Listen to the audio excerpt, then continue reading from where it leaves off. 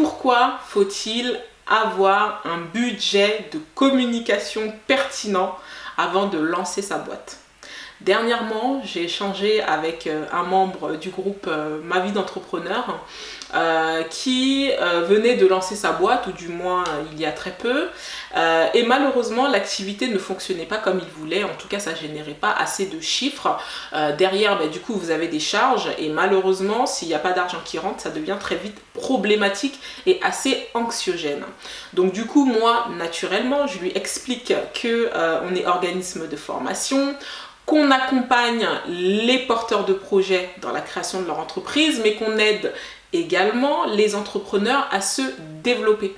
D'ailleurs, on est très fiers d'avoir dans nos listes de clients accompagnés des entrepreneurs qui aujourd'hui réalisent le million de chiffre d'affaires.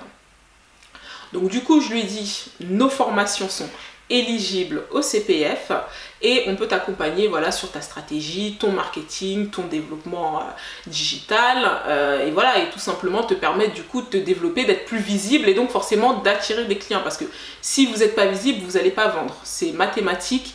Il n'y a pas besoin de chercher. Et souvent le problème, c'est que beaucoup d'entrepreneurs en fait, quand ils se lancent, ils omettent la communication parce qu'ils pensent que la communication est une dépense alors que la communication est un investissement. Et le problème, c'est qu'ensuite, après, une fois qu'ils se lancent et qu'ils se rendent compte que les clients ne vont pas venir tout seuls et qu'au contraire, ce sera à eux d'aller chercher les clients, ce sera à eux de communiquer, ce sera à eux de se rendre visibles pour justement faire des ventes, ils se rendent compte qu'en fait c'est un peu plus compliqué que ce qu'ils pensaient. Et c'est pour ça qu'en fait quand on se lance, il ne faut pas seulement prioriser l'achat de marchandises, l'achat de telle et telle matière première, se dire voilà, je vais prioriser les packaging, je vais prioriser tel et tel achat, et ensuite après oublier complètement la communication qui fait partie intégrante de ce qui va faire vivre et de ce qui va nourrir justement votre société et la permettre justement de grossir.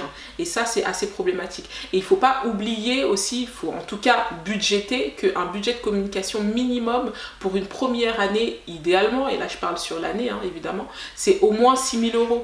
Et encore, ça reste vraiment le minimum. Après, il ne faut pas oublier aussi que après tout est relatif. Si vous avez beaucoup moins et que derrière vous vous dites, bon dans ce cas-là, je vais bien choisir mes influenceuses, parce qu'un influenceur, c'est pas dit que forcément ça va vous rapporter, donc il faut bien choisir.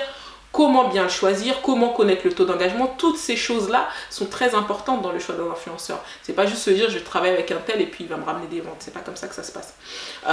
Donc voilà, le choix doit être fait de manière assez stratégique et on peut se dire ok, je vais commencer avec par exemple telle influenceuse.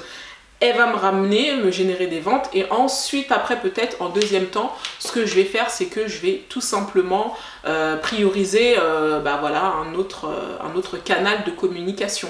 Et ça c'est possible, ça vous permet du coup de lisser et de ne pas devoir sortir des gros sous tout de suite. En bref, en faisant ça, l'avantage ça va être en fait de récupérer les bénéfices qui vont être liés justement aux ventes qui ont été déclenchées par cette influenceuse, et justement tout simplement réinjecter ces bénéfices-là dans la société et là forcément dans la communication, parce qu'il ne faut pas oublier.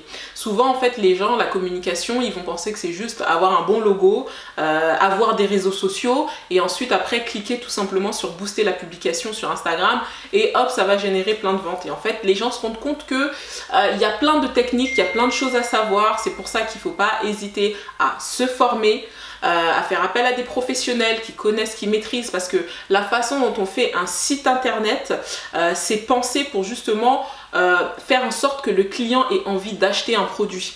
La façon dont je vais construire les arguments du site internet, la façon dont je vais construire le site, où je vais mettre en place les pages, voilà, il y a toutes ces choses-là en fait à réaliser. Et nous par exemple en formation, on peut travailler sur la maquette de site internet qui va nous permettre justement de mettre en place tous les éléments de branding qui vont donner envie à l'acheteur final tout simplement de cliquer sur le bouton acheter et d'acheter votre produit.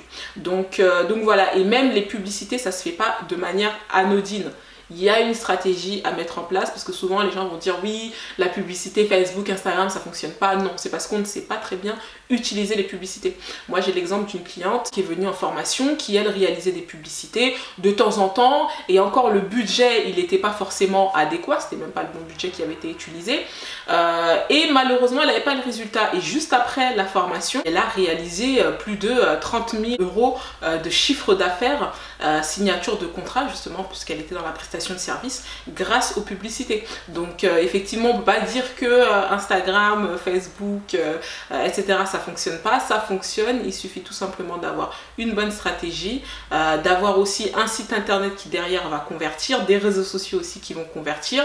Voilà, parce que c'est pas juste une histoire, je vais booster la publication et puis tout simplement je vais attendre que les clients pleuvent du ciel, parce que justement en fait les gens se rendent compte que c'est pas comme ça que ça se passe, et qu'en fait c'est pas facile, et qu'au contraire il faut vraiment avoir les bonnes stratégies, être bien visible et mettre tout en place un écosystème qui va donner envie à un client d'acheter. Et l'écosystème, c'est les réseaux sociaux, en passant par le site internet, en passant par le branding de la marque, en passant par effectivement la visibilité en ligne, le marketing, la carte Google, etc. Enfin bon, bref, il y a plein d'éléments.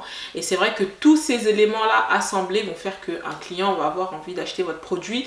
Et c'est tout ça qu'on travaille justement durant les formations. Vous pouvez utiliser des stratégies presse justement pour avoir des articles gratuits dans la presse, mais en fait la presse c'est pas forcément quelque chose qui va vous rapporter de l'argent en fait. C'est pas le canal qu'on va forcément utiliser quand on veut des ventes tout de suite. La presse c'est plutôt pour l'image. Donc voilà, après c'est à vous aussi de choisir les bons canaux de communication, mais toutes ces choses là justement c'est travailler en formation.